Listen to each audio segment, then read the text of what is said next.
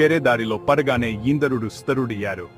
తక్షకుడు భయభ్రాంతుడైపోతూ మెలికలు తిరిగిపోతూ తలక్రిందులుగా అగ్నిగుండంలో పడిపోయేందుకు ఆకాశపథం నుండి జారిపోతున్నారు.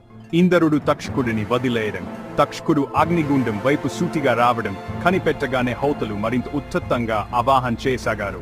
సరిగా అప్పుడే ఐజ్క్షాలలోకి తన కుడి కాలు పెట్టారు ఆస్తికుడు.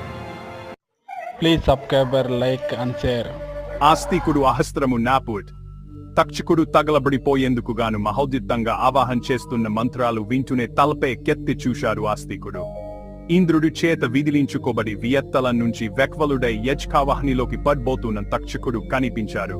ఆగు ఆగు ఆగు అని ముమ్మారు అతనిని ఉద్దేశించి చెప్పారు. అంతే, అతడి పవిత్ర శక్తి వల్ల ఆకాశం అందనం దిగువగా, అగ్ని శక్ తగనంత ఎగువగా అలాగే ఉండిపోయారు తక్షకుడు. ఆ విచిత్రానికి మంత్రవేత్తలు అవాకయ్యారు. సదస్యులు స్తంభకి హూతులై